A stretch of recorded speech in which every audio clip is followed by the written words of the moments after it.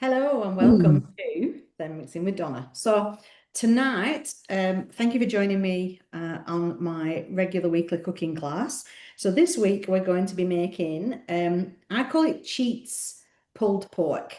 Now for those that can't follow my accent, in Cookie Dough it's labelled as pulled pork rolls. It's a 30-minute recipe, so you can't make pulled pork in 30 minutes generally, but you can doing it this way. All right, so I'm also going to show you how you can also make other things along the way, because I'm a great believer in if you can do multiple things at once, then do that rather than just cooking the one thing.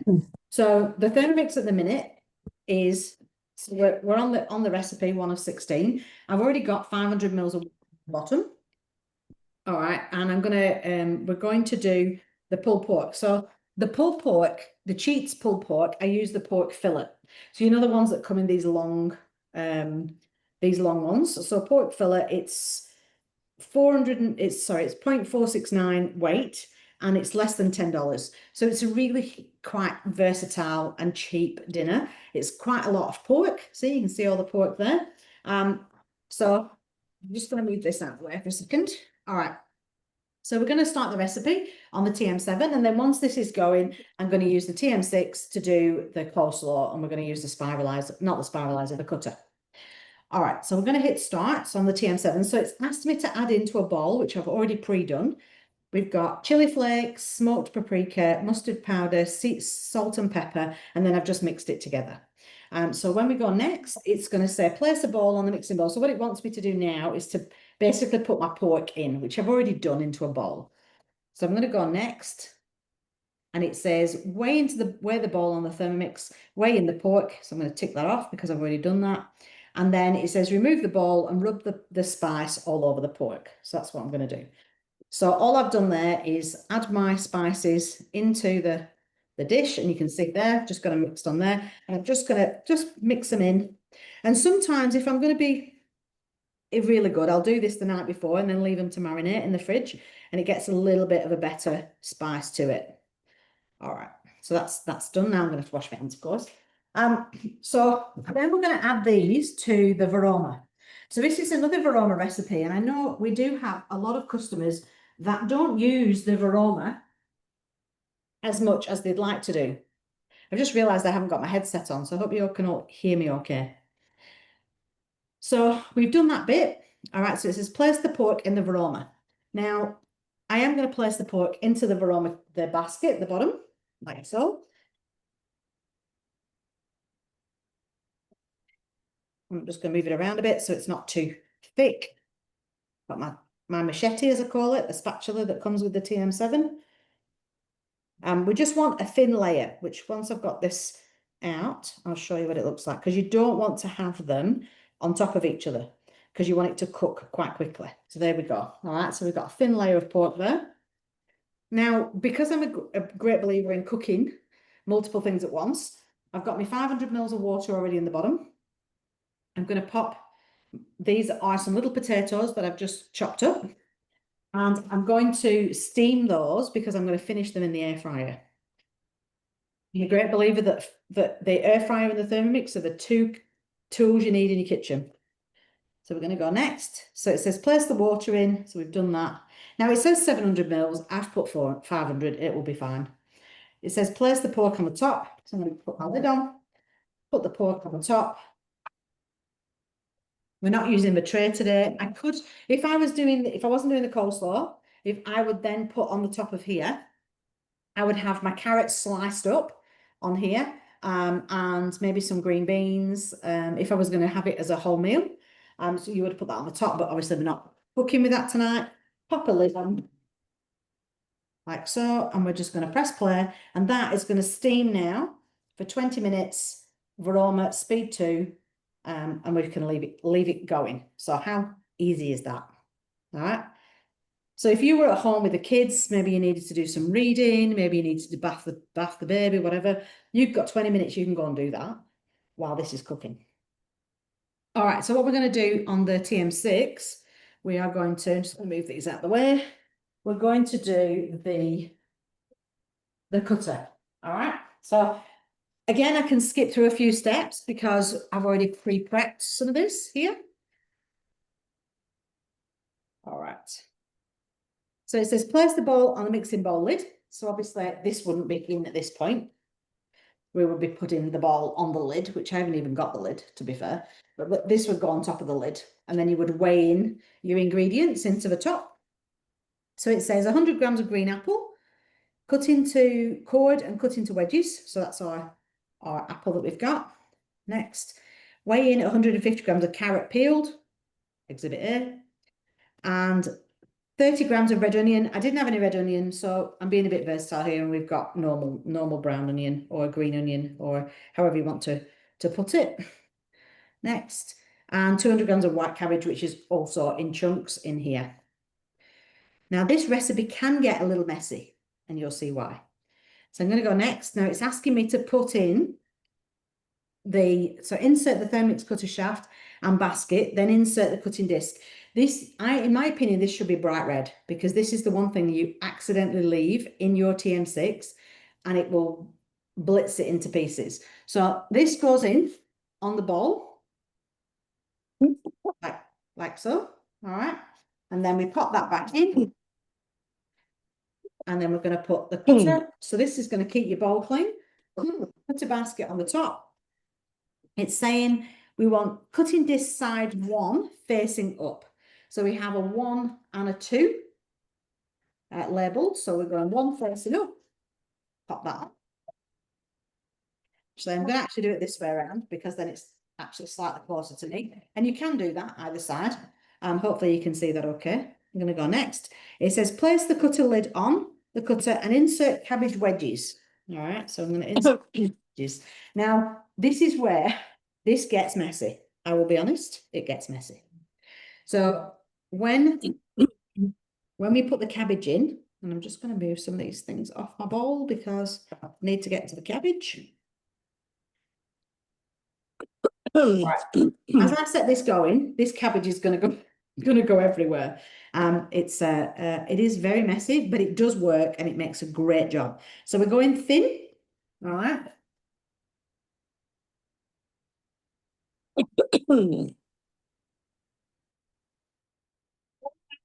Speed with this, getting it in as fast as you can.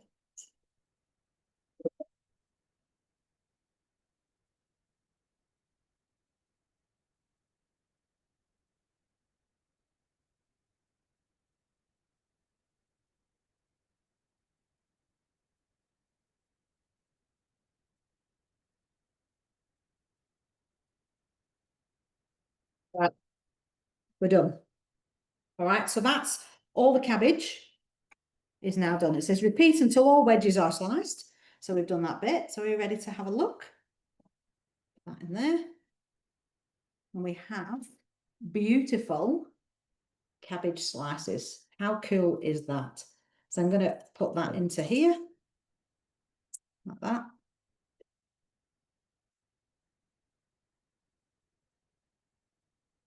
Grab my spatula. Actually, no, I'm not, because that's had meat on it. Grab another one. I'm just going to scrape this out.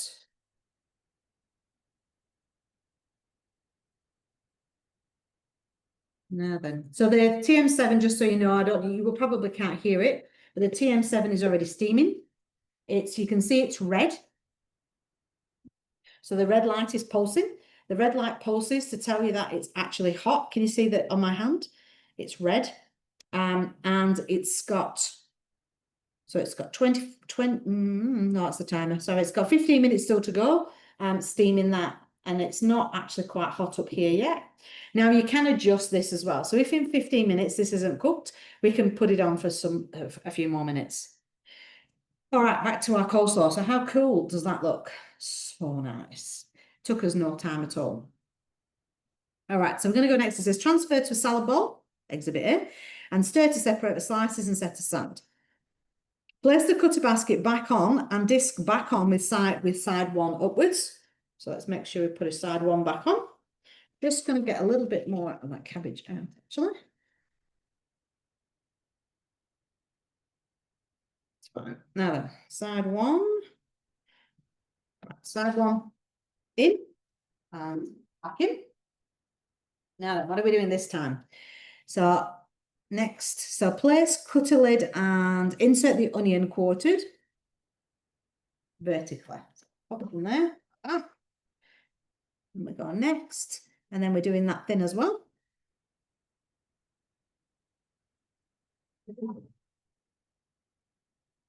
Done. How easy is that? I'll show you what that looks like. And then we're going to flip it over. There. And you can see now in there how fine that onion is. There we go. If you've got, I'd love to know if you've got a cutter. If you want to put it in the chat, if you have a cutter and maybe you've never used it or you'd like some inspiration to use it. Potato bake is just amazing with your cutter if you haven't used it for that yet. It does like 1 kilo of potatoes in 60 seconds. We had a bit, I want to say a bake-off with a chef, and he couldn't cut them as fast as the cutter could. So this one says, we're now going to remove the cutter and we're going to insert it on side 2. So now we're going to go on to side 2 and pop on. Right, next. Then it says, place cutter lid on, cutter and insert the carrots in the wide part. So we've got carrot in. Yeah, what fits in there? All right, so I've got to hold it there next. And then we're going to go thin.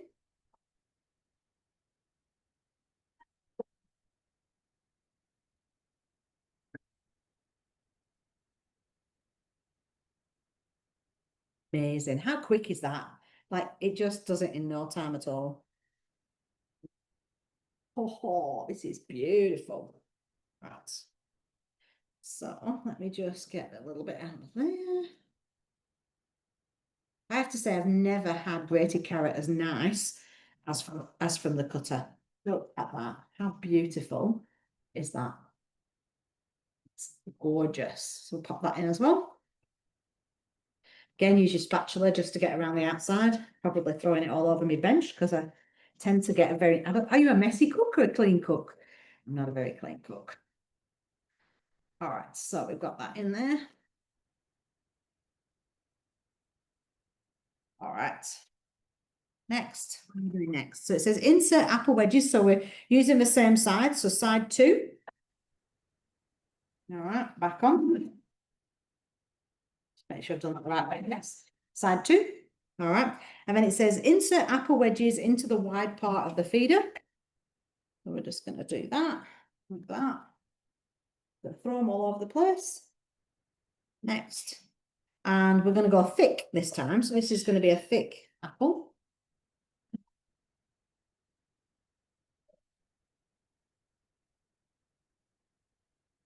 And again, super, super simple, super quick. I still can't believe how quick it is. Next. All right, transfer to the bowl with the cabbage. So let's just see what's, oh, we've got a bit of a big chunk with that one, but we've got some smaller bits as well. Smaller bits in there. I'll show you what it looks like in the basket in a second. There we go. Beautiful apple, all sliced. So then we're going to add this into the bowl.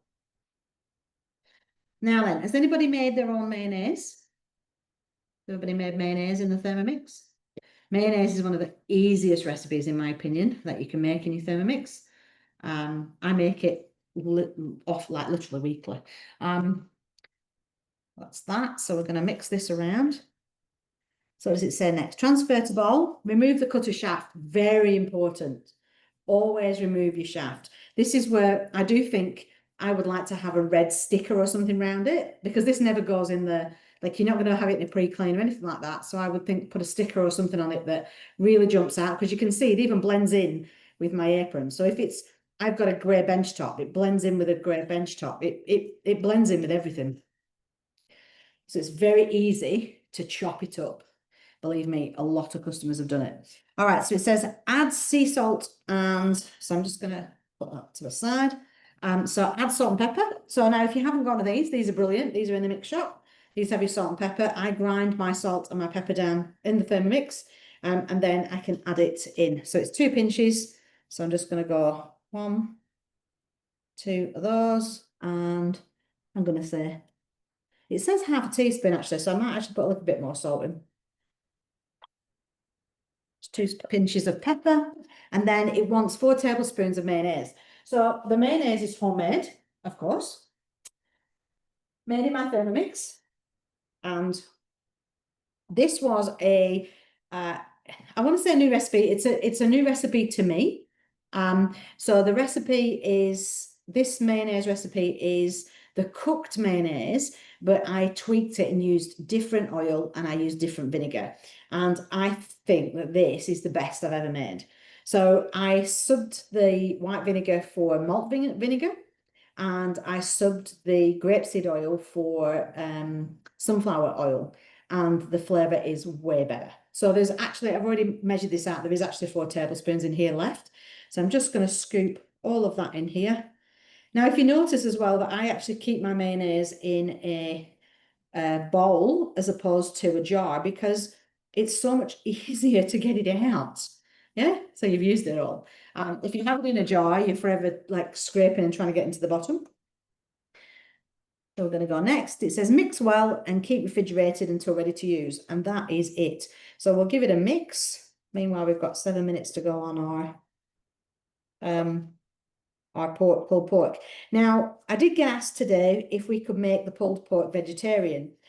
There is an actual vegetarian recipe on Cookie Dough for, I think it's called, and Lena, you might have to have a look for this on Cookie Dough, but it uses banana skins. I think it's called vegan pulled pork, I think. So if you were looking for a vegetarian version, obviously pork is definitely not vegetarian. But I just couldn't think of what else to do with it, but in terms of subbing the pork out for something else. But I know that there is one on there.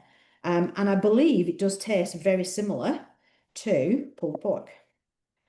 So that might be something to give it a go if you're a vegetarian and you don't want to have the meat element of it. And there we have. Put it in the chat box. Found it. You found it. And so there we have our lovely coleslaw. Now, of course, I have to give it a taste test because, you know, it might not be quite right. So let me grab a fork and I'll see what it tastes like. Now, also, you know, I like to give any tips and hints I can. Did you know that if you have raw vegetables or salad before your meal, you actually reduce the spike in your blood sugar? Don't know if you knew that already or not, but that's one of the reasons why you have a salad as a starter before a main meal. So that your blood sugars, so it basically goes into the bottom of your stomach and it stops that absorption quickly of everything else that you can have. So it is a really good, it's a really good tip. So I'm going to use this as my little plate because I don't want to be working it straight out of here. So I'll just pop a little bit onto here. Add a bit more mayonnaise in the lid, you know, and let's have a see. So fresh. That's good. Now, you can taste the onion coming through a little bit because it was white onion versus red.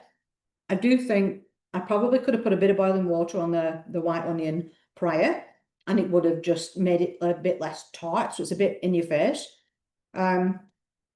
Which cabbage do you use? Oh, so the cabbage is, it's a good question actually. I think it's sugar cabbage. Sorry, I'm eating now. Very good, as you can see. I do have another section of the cabbage actually, so I'll see what it says. It just says green cabbage. So it looks like that. I have used the sugar cabbage as well, but the sugar cabbage is a bit more, it's a bit, it's got a bit, I want to say more holes in it, but it's got a bit more gaps in it, if you will, whereas this is a bit tighter. You can also use red cabbage as well as an option. And sometimes I might use a bit of red and a bit of a white cabbage, and that way then you've got that little bit of diversity in it as well. This is also really good for your microbiome, because if the longer you leave it, it ferments a little bit, and that helps your gut as well. So I'm going to pop the lid on, and that's going to go in my fridge now. Whoops. Now these are in the mix shop. These are great bowls, so they come with a lid, little handle to hold it as well, and rubber base so they don't move around your bench when you're using them. So I'm going to pop that in the fridge.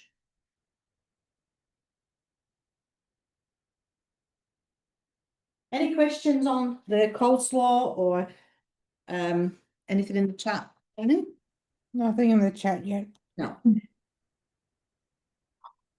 All right, so we've got the next thing I'm going to do is once take these potatoes out in a minute because they've had about 15 minutes. I'm just going to have this mouthful of coleslaw because we're all bad not to. Okay, get rid of that.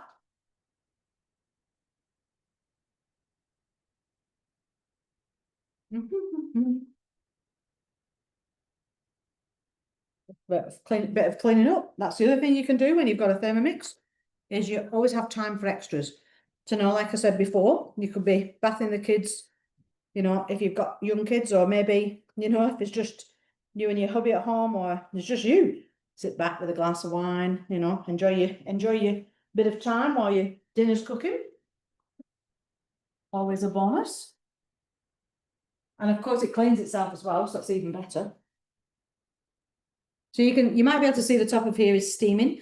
So it is very hot. And one of the things I will say to you is never be reaching above it because you don't want to burn yourself.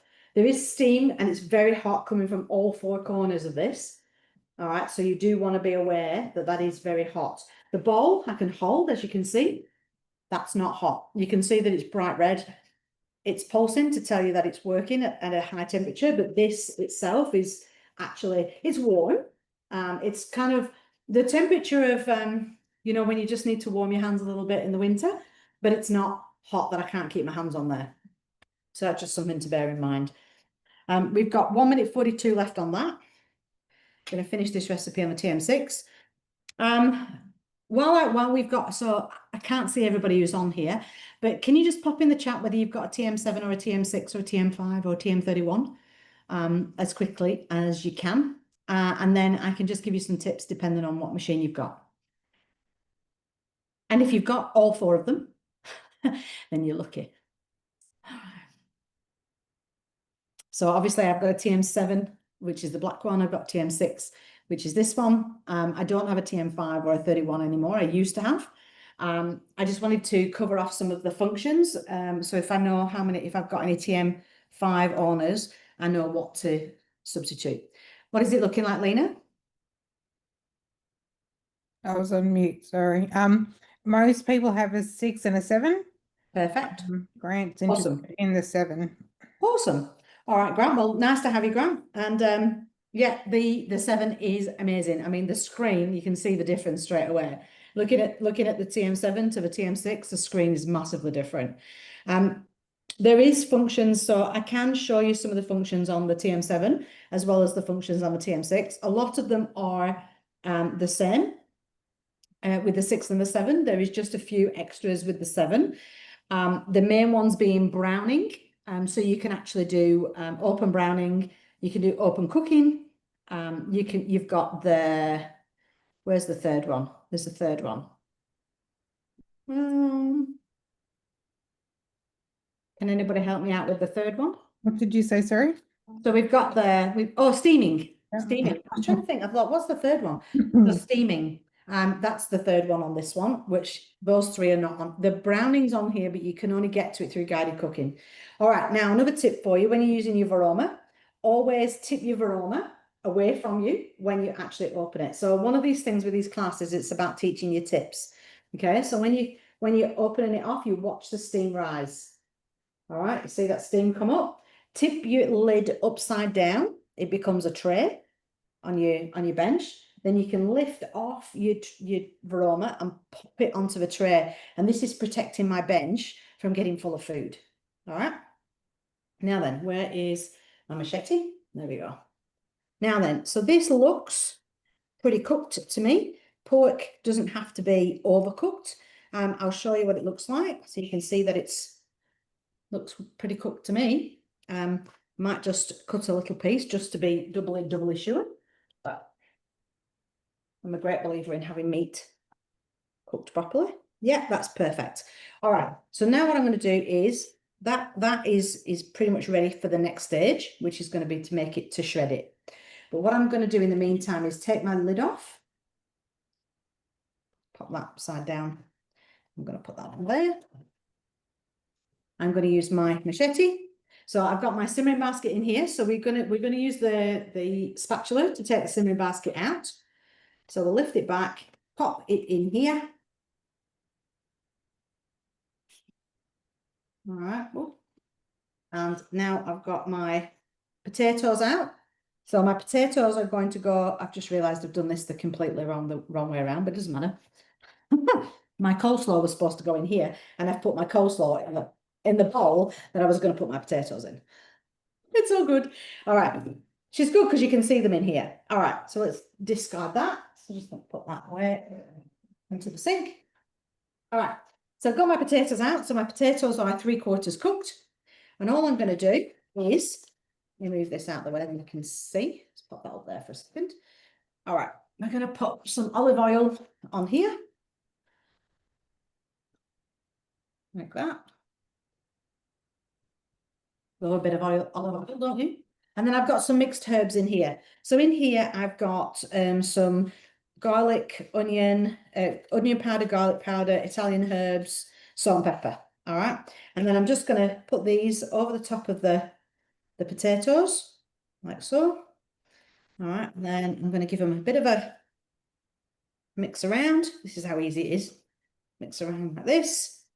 And then I'm going to pop these in the air fryer. So I have a tray in my air fryer.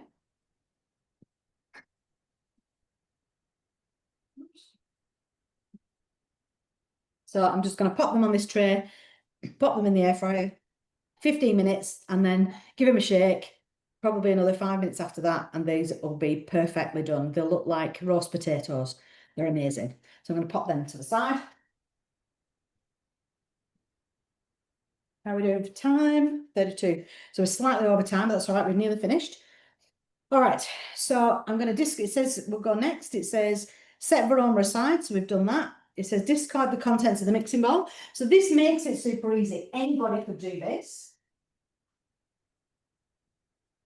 Guided cooking in your Thermomix is so simple. All right. So it says discard it. So I've discarded that. It says place the cooked pork in here. So I'm just going to do that carefully.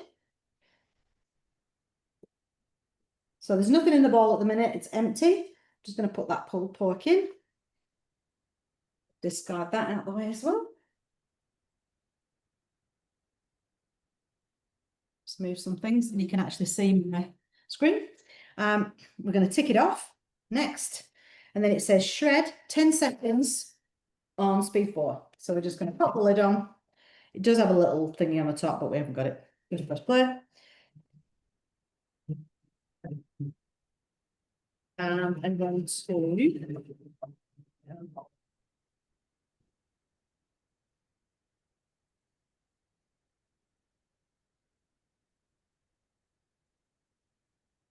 all right.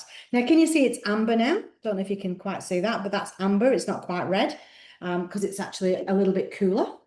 Now, look at this. 10 seconds was all that took. And look at that. Was that just in reverse speed? Yeah. So that's reverse speed for 10 seconds. So we're going to go next. All right. Now we're going to pop it back on. Now, this is the bit where I'm not as organized as I'd like to be. So just bear with me a second. While I was doing the coleslaw, I was supposed to get these out and I didn't. So bear with me. And I'm going to be really bad because I don't have homemade everything, which I like to normally have. So you'll have to forgive me tonight because I'm using not homemade but barbecue sauce. All right, so we're going to measure it in. So I'm going to give it a bit of a. Now, what I love about this, always remember to tear it and don't touch the wire because that's the other thing with them around here. So when I get to 70, which it wants 70 grams, if I don't go over, it will actually tick it off, which I think is awesome. It's like for kids, it's brilliant because they want to hear that tick. Not just kids, can I tell you, because adults are just the same. 2 teaspoons of Dijon mustard.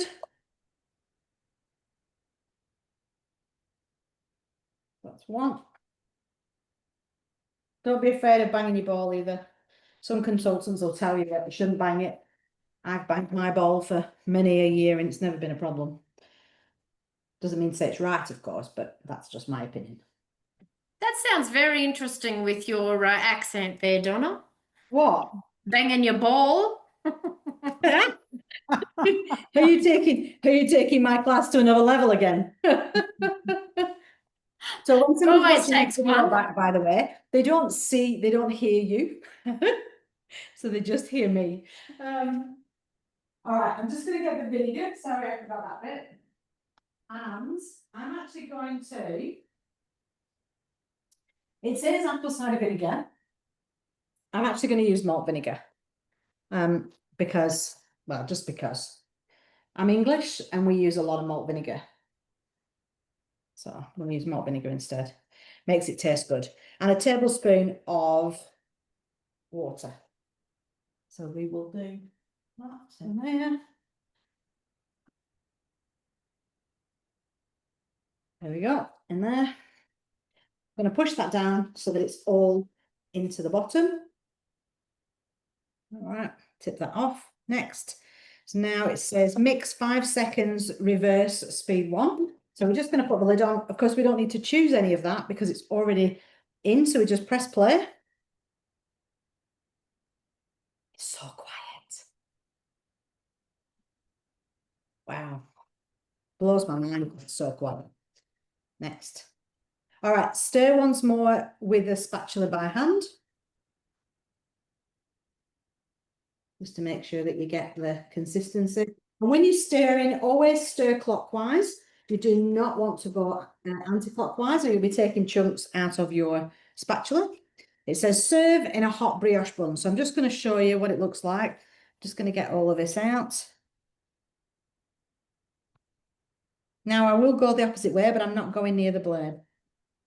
So I only go around it and not when I'm not touching the blade. It's the only time I will go the opposite direction. But as you'll see, when we're looking here, there's nothing left. Yeah, so it's all out. And here we have our beautiful pulled pork ready to serve. So that's how easy and quick to make pulled pork. That's why I call it cheats pulled pork, because that's pulled pork without having to wait hours and hours for it to cook. Now then, shall I do the taste test? Yep. Let's see what it tastes like. Let's have a look.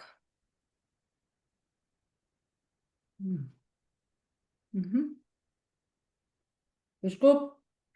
Oh, it's a little spicy actually. A little bit, just a little bit. That will be from the chili seeds at the beginning, I think. That's yummy.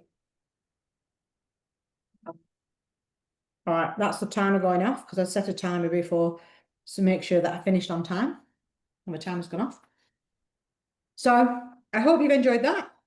I hope you found some use of that. We'll be having this for dinner. Now you can do this with the coleslaw. So put some pulled pork with some coleslaw on a bun.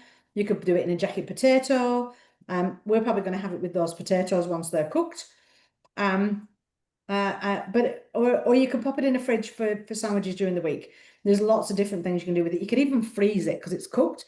So one of the rules with freezing is if it comes out of the freezer raw, once it's cooked, you can put it back in the freezer. You just can't put it back in the freezer in the same state it came out. So that's another tip for you. All right. So yeah, hope you've enjoyed tonight's class.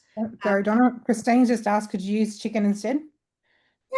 Yeah. And the doing the shredding of the chicken is brilliant. So I sometimes will, if I have a rotisserie chicken, with a rotisserie chicken, I would just pull it all off the rotisserie chicken, throw it in, bit of mayonnaise, reverse speed 5. I don't do 10 seconds. I normally for chicken, probably 5 to 6. I find it shreds really easy, does chicken. Whereas the pork's a little bit more, like you'll see, it's a bit more dense, is that? Whereas when you do your chicken, it becomes more stringy. Is that the word? But yeah, it's good. Yeah. So 5 seconds, reverse speed 5 seconds is normally enough for chicken. When I first got my my Thermomix 5, a lot of the recipes, and they probably still do, will say about usually the Varoma. But at the beginning, like there's 2 pieces of the Varoma. Like, what do they mean by the Varoma? And sometimes they say Varoma dish, and sometimes they say Varoma tray.